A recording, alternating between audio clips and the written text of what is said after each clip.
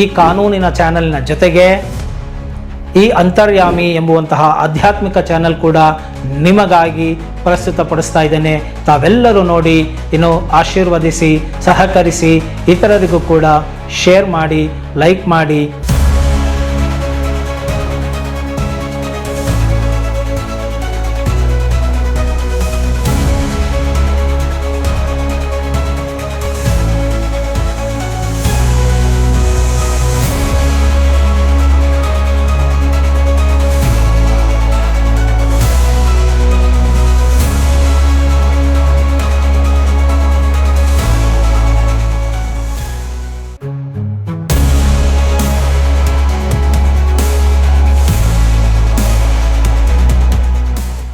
ನಮಸ್ಕಾರ ವೀಕ್ಷಕರೇ, ನಾನು ನಿಮ್ಮ ಮಂಜುನಾಥ್ ಅಡ್ವೊಕೇಟ್ ಮಾತಾಡ್ತಾ ಇರೋದು. ಇವತ್ತಿನ ಒಂದು ವಿಡಿಯೋದಲ್ಲಿ ಈ ಒಂದು ವಾಹನಗಳ ಸವಾರರು ನೋಡಲೇಬೇಕಾದಂತಹ ವಿಷಯವನ್ನು ಹೇಳ್ತೇನೆ. ಅದೇನಪ್ಪ ಅಂತ ಹೇಳಿದರೆ, ಈ ಒಂದು ಮಂಡ್ಯದಲ್ಲಿ ಒಂದು ವಾಹನಗಳ ತಪಾಸಣೆ ಮಾಡುವಂತಹ ಸಂದರ್ಭದಲ್ಲಿ ಮಗುವಿನ ಸಾವು ಘಟಿಸುತ್ತೆ. ಇದಕ್ಕೆ ಸಂಬಂಧಪಟ್ಟಂತೆ ಸಾಕಷ್ಟು ಆಕ್ರೋಶಗಳು ಸ್ಥಳೀಯರಿಂದ ಮತ್ತು ಅಲ್ಲಿ ನೆರೆದಿದ್ದಂತಹ ಜನರಿಂದ ಬರುತ್ತೆ. ಪೊಲೀಸ್ ಇಲಾಖೆಯವರ ತಪಾಸಣೆಯ ವೈಖರಿಯ ಒಂದು ಧಾಟಿಯನ್ನು ನೋಡಿ. ಆದ್ದರಿಂದ ಈ ರೀತಿಯಾಗಿ ಘಟಿಸಬಾರದು. ಏನೋ ಒಂದು ಸಣ್ಣ ಸಣ್ಣ ಪುಟ್ಟ ವಿಷಯಗಳಿಗೆ ಒಂದು ವ್ಯಕ್ತಿ ಗಾಬರಿಯಿಂದ, ಆತಂಕದಿಂದ ಸಾವಿನ ದವಡೆಗೆ ಸಿಲುಕುತ್ತಿರೋದು ನಾವು ನೋಡ್ತಾ ಇದ್ದೇವೆ. ಎಲ್ಲೋ ಮರೆಯಲ್ಲಿ ನಿಂತುಕೊಳ್ಳುವುದು, ಏನೋ ದೊಡ್ಡ ಸಾಧನೆಯನ್ನು ಮಾಡಿಬಿಟ್ಟಿದ್ದೀನಿ ಅನ್ನುವ ರೀತಿಯಲ್ಲಿ ಛಂಗ್ ಅಂತ ಆರ್ಬಿಟ್ಟು ಬಂದು ಆ ಗಾಡಿ ಮೇಲೆ ಬಂದುಬಿಡೋದು. ಆ ಗಾಬರಿಗೆ ಅವರು ಅಲ್ಲಿ ಅಲ್ಲಾಡೋಗ್ಬಿಟ್ಟು ಯಾವುದೋ ಒಂದು ಲಾರಿ ಮೇಲೇನೋ ಬಸ್ ಮೇಲೋ ಲಾರಿಗೆ ಸಿಗಾಕೊಂಡು ಅವರು ಸಾವನ್ನು ಅಪ್ಪಿರೋವಂಥದ್ದು, ಅಥವಾ ಗುಂಡಿಗೆ ಬಿದ್ದೋಗಿ ಸತ್ತೋಗಿರೋವಂಥದ್ದು. ಈ ರೀತಿಯಾಗಿ ಸಾಕಷ್ಟು ನಾವು ನೋಡಿದ್ದೇವೆ. ಈ ಪೊಲೀಸಿನವರ ಒಂದು ಕಾರ್ಯವೈಖರಿಯಿಂದ ನಿಜವಾದ ಕಳ್ಳಕಾಕರನ್ನು ಹಿಡಿಯುವ ಬದಲು ಈ ರೀತಿಯಾಗಿ ಸಣ್ಣ ಪುಟ್ಟ ವಿಚಾರಗಳ ಬಗ್ಗೆ ಏನಿದೆ ಈ ರೀತಿಯಾಗೆಲ್ಲ ಮಾಡಬಾರ್ದು. ಈಗೆಲ್ಲ ಟೆಕ್ನಾಲಜಿ ಇದೆ, AI ಇದೆ, ಕ್ಯಾಮ್ರಾಗಳಿದ್ದಾವೆ, CCTVಗಳನ್ನು ಅಳವಡಿಸ್ಕೊಳ್ಳಿ. ನಂಬರ್ಗಳನ್ನು, ಪ್ಲೇಟನ್ನು ತೆಗೆದುಕೊಂಡು ನೀವು ಅದನ್ನು ಕ್ಯಾಪ್ಚರ್ ಮಾಡಿ ಅದನ್ನು ನೀವು ಅವರಿಗೆ ನೋಟಿಸ್ ಕೊಟ್ಟು ಅದಕ್ಕೇನಿದೆ ಪೆನಾಲ್ಟಿಯನ್ನು ಕಟ್ಟೋದಕ್ಕೆ ಹೇಳಿ, ಒಂದು ವಾರದೊಳಗೆ ಕಟ್ಟಲಿಲ್ಲ ಅಂದರೆ ನೀವು ಹೋಗಿ ಅದನ್ನು ಸೀಸ್ ಮಾಡ್ಕೊಂಡು ಬರ್ಬೋದು ವೆಹಿಕಲ್ಲು. ಇದಿಷ್ಟನ್ನು ಮಾಡೋದು ಬಿಟ್ಟು ಏನೋ ಗನಂದಾರಿ ಕೆಲಸ ಮಾಡಿಬಿಟ್ಟಿದ್ದೀನಿ ಅನ್ನೋ ಥರದಲ್ಲಿ ಕತ್ತಲೆಯಲ್ಲಿ ನಿಂತ್ಕೊಳ್ಳೋದು, ಛಂಗ್ ಅಂತ ಆರೋದು, ಏನೋ ಗಾಡಿ ಮರೆಯಲ್ಲಿ ನಿಂತ್ಕೊಳ್ಳೋದು, ಗಾಬರಿ ಬರುತ್ತೆ ಠಕ್ ಅಂತ ಆರ್ಬಿಡೋದು, ಈ ರೀತಿಯಾಗಿ ಟರ್ನಿಂಗಲ್ಲಿ ನಿಂತ್ಕೊಳ್ಳೋದು, ಚಕ್ ಅಂತ ಹಿಡ್ಕೊಂಬಿಡೋದು. ಈ ರೀತಿಯಾಗಿ ಮಾಡೋದರಿಂದ ಯಾವ ಪುರುಷಾರ್ಥವೂ ಇಲ್ಲ. ಇದೆಲ್ಲ ತುಂಬ ಒಂಥರ ಚೀಪಾಗಿರುತ್ತೆ. This is not the way to handle.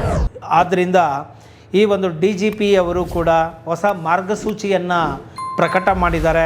ಅದರ ಪ್ರಕಾರ ಈ ವಾಹನಗಳನ್ನು ಸುಖಾಸುಮ್ಮನೆ ತಡೆಯುವಂತಿಲ್ಲ. ಸುಖಾಸುಮ್ಮನೆ ಅಂದರೆ ಏನು? ಈ ಒಂದು ಸಕಾರಣವಿಲ್ಲದೆ ದಾಖಲೆ ಪರೀಕ್ಷೆಗೆ ವಾಹನ ತಡೆಯಬಾರದು. ಡಾಕ್ಯುಮೆಂಟ್ನ ಚೆಕ್ ಮಾಡ್ತೀನಿ ಅನ್ನೋ ಕಾರಣಕ್ಕೋಸ್ಕರ ಗಾಡಿಗಳನ್ನ ನಿಲ್ಲಿಸೋಂಗಿಲ್ಲ. ಸುಮ್ಮನೆ ನಿಲ್ಲಿಸೋದು, ಕೈ ಹಾಕೋದು, ಸ್ಟಾಪ್ ಮಾಡಿ ಅನ್ನೋದು, ಡಾಕ್ಯುಮೆಂಟ್ ಕೊಡಿ, RC ಕೊಡಿ, ಅದು ಕೊಡಿ, ಇದು ಕೊಡಿ ಅಂತ ಕೇಳೋದು.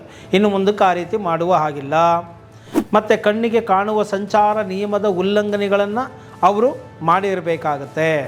ಅಂದರೆ ಮೇಲ್ನೋಟಕ್ಕೆ ಕಾಣುವಂತಹ ಒಂದು ಸಿಗ್ನಲ್ ಜಂಪ್ ಮಾಡಿರಬಹುದು, ಅಥವಾ ಇನ್ಯಾರಿಗೂ ಗುದ್ದಿ ಏನೇನೋ ಬರ್ತಾ ಇರೋದು ಇರ್ಬೋದು, ಅಥವಾ ಅಸ್ತವ್ಯಸ್ತವಾಗಿ ಗಾಡಿಯನ್ನುಗಳನ್ನ ಓಡಿಸ್ತಾ ಇರಬಹುದು, ಏನೋ ಕುಡಿದು ಡ್ರಿಂಕ್ ಆ್ಯಂಡ್ ಡ್ರೈವ್, ಏನೋ ಸರಿಯಾಗಿ ಸ್ಟಡಿ ಇಲ್ಲದೆ ವಾಹನಗಳನ್ನು ಚಲಾಯಿಸ್ತಾ ಇದ್ದರೆ, rash and negligent speed drive ಇದ್ದರೆ, ಇಂತಹ ಕಾರಣಗಳಿದ್ದಾಗ ಮಾತ್ರ ಮೇಲ್ನೋಟಕ್ಕೇ ಇದು ತಪ್ಪು, ಕಾನೂನಿಗೆ ವಿರುದ್ಧವಾಗಿದೆ ಅಂತ ಅನ್ನಿಸಿದಾಗ ಮಾತ್ರ ಅಂತಹ ಗಾಡಿಗಳನ್ನು ನಿಲ್ಲಿಸಬೇಕೇ ಹೊರತು ಸುಮ್ಮನೆ ದಾಖಲೆಗಳ ಪರಿಶೀಲನೆಗಾಗಿ ಗಾಡಿಗಳನ್ನು ನಿಲ್ಲಿಸುವ ಹಾಗೆ ಇಲ್ಲ.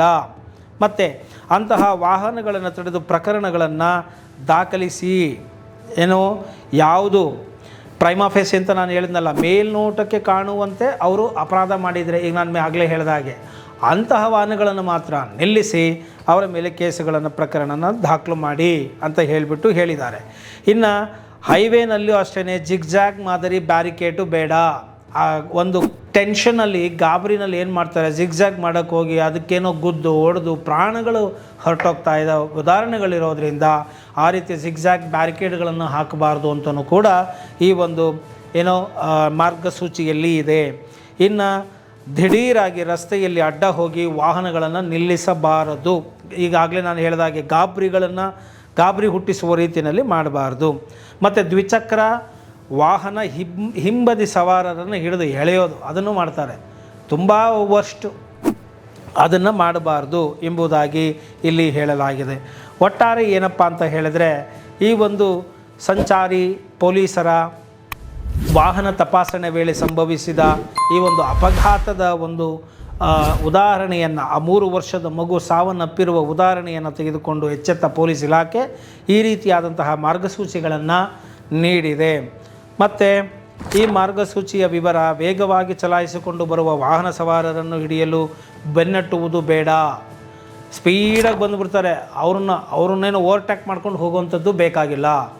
Just take the name plate, ಅವ್ರದ್ದು ಡೀಟೇಲ್ಸ್ ತೊಗೊಳ್ಳಿ, ವಿಡಿಯೋ ಇದ್ದರೆ ವಿಡಿಯೋ ಕ್ಯಾಪ್ಚರ್ ಮಾಡಿ, ಇಲ್ಲ ಫೋಟೋ ತೊಗೊಳ್ಳಿ, ಆಮೇಲೆ ಅದ್ರ ಮೇಲೆ ಕೇಸನ್ನು ಪ್ರಕರಣ ಮಾಡಿ ನೀವು ಅವರನ್ನು ನೀವು ಕಾನೂನು ಕ್ರಮದಲ್ಲಿ ಅವರನ್ನು ತರಬಹುದಾಗಿದೆ. ಬದಲಾಗಿ ಆ ವಾಹನಗಳನ್ನು ನೋಂದಣಿ ಸಂಖ್ಯೆ ಗುರುತಿಸಿ ಜಿಲ್ಲಾ ಪೊಲೀಸ್ ಠಾಣಾ ಸರಹದ್ದುಗಳ ವಿವಿಧ ನಿಯಂತ್ರಣ ಕೋಣೆಗಳಿಗೆ ಮಾಹಿತಿ ರವಾನಿಸುವ ಮೂಲಕ ವಾಹನ ಸವಾರರನ್ನು ಪತ್ತೆ ಹಚ್ಚಿ ಪ್ರಕರಣ ದಾಖಲಿಸಬಹುದಾಗಿದೆ ಅಂತಲೂ ಕೂಡ ಇಲ್ಲಿ ಹೇಳಿದ್ದಾರೆ. ಸ್ಪೀಡಾಗಿ ಬಂತು ಅಂತ ಹೇಳಿದರೆ ಹೋಗ್ಬಿಟ್ಟು ಅವ್ರನ್ನ ಸ್ಟಾಪ್ ಮಾಡಿಬಿಡೋದು, ಚಂಗಂತ ಆರೋದು, ಇದ್ಯಾವುದೂ ಬೇಡ. ಮತ್ತು ಅವ್ರನ್ನ ಅಟ್ಟಿಸ್ಕೊಂಡು ಹೋಗೋದೆಲ್ಲ ಏನು ಬೇಕಾಗಿಲ್ಲ. ನೇಮ್ ಪ್ಲೇಟ್ ತೊಗೊಂಡು ಸಂಬಂಧಪಟ್ಟಂಥ ಠಾಣೆಗೆ ಕೊಟ್ಟು ಅದರ ಅಡ್ರೆಸ್ ಡೀಟೇಲ್ಸ್ ತೊಗೊಂಡು ಕಾನೂನು ಕ್ರಮ ತೊಗೊಂಡು ಕೇಸ್ ಬುಕ್ ಮಾಡಿ ನೋಟಿಸನ್ನು ಕೊಡ್ಬೋದಾಗಿದೆ. ಇನ್ನು ರಾತ್ರಿ ತಪಾಸಣೆ ಕಟ್ಟುನಿಟ್ಟು ಆಗಿ ಇರಬೇಕಾಗುತ್ತೆ. ತಡರಾತ್ರಿ ವಾಹನ ತಪಾಸಣೆ ಬಗ್ಗೆ ಎಚ್ಚರ ವಹಿಸಲು ಸೂಚಿಸಲಾಗಿದೆ. ಸಂಚಾರ ಸಿಗ್ನಲ್ ದೀಪ ಅಂದರೆ ಸಿಗ್ನಲ್ಗಳು ಮತ್ತು ದೀಪಗಳು ಬೆಳಕಿರೋ ಕಡೆ ಮಾತ್ರ ನಿಲ್ಲಿಸಿ ಸೂಕ್ತ ರೀತಿಯಲ್ಲಿ ತಪಾಸಣೆಗಳನ್ನು ಮಾಡಬಹುದಾಗಿದೆ. ಹೊರತು ಏಕಾಏಕಿ ಮಾರಾಮಾರಿ ಅಂತ ಹೇಳ್ತಾರಲ್ಲ, ಹಾಗೆ ಏನೋ ಸಾಧನೆ ಮಾಡಿಬಿಟ್ಟಿರೋ ಥರ ಎಗರಿ ಅವ್ರ ಮೇಲೆ ಬಿದ್ದು ಅವ್ರುಗಳನ್ನೆಲ್ಲ ಹಿಡಿದು ತಪಾಸಣೆ ಮಾಡುವಂಥದ್ದು ಬೇಡ. ಸೊ ಟೆಕ್ನಾಲಜಿ ಇದೆ, ಅದನ್ನು ಬಳಸ್ಕೊಳ್ಳಿ ಎಂಬುವಂತಹ ಮಾರ್ಗಸೂಚಿಯನ್ನು ನೀಡಲಾಗಿದೆ. ಈ ಒಂದು ಮಾರ್ಗಸೂಚಿಗೆ ವಿರುದ್ಧವಾಗಿ ಏನಾದರೂ ಪೊಲೀಸಿನವರು ನಡೆದುಕೊಂಡಿದ್ದೇ ಆದಲ್ಲಿ, ನಿಮಗೆ ತೊಂದರೆ ಕೊಟ್ಟಿದ್ದೇ ಆದಲ್ಲಿ ಸುಮ್ಮನೆ ನೀವು ಕಂಪ್ಲೇಂಟನ್ನು ಮಾಡಬಹುದಾಗಿದೆ. ಆ ಪೊಲೀಸಿನ ಒಂದು ವಿಡಿಯೋ ಮಾಡ್ಕೊಳ್ಳಿ, ಮಾತಾಡೋದನ್ನು ಮಾಡ್ಕೊಳ್ಳಿ, ವಿಡಿಯೋ ಮಾಡ್ಕೊಳ್ಳಿ, ಬಾಡಿ ಕ್ಯಾಮ್ರಾ ಹಾಕಿದರೆ ಅವರು ನೋಡ್ಕೊಳ್ಳಿ, ಇದೆಲ್ಲ ನೋಡಿಕೊಂಡು ನೀವು ಕ್ರಮವನ್ನು ತೆಗೆದುಕೊಳ್ಳಬಹುದಾಗಿದೆ ಎಂಬುವಂಥ ಮಾಹಿತಿಯನ್ನು ನಿಮಗೆ ಈ ವಿಡಿಯೋ ಮುಖಾಂತರ ತಿಳಿಸ್ತಾ ಇದ್ದೇನೆ.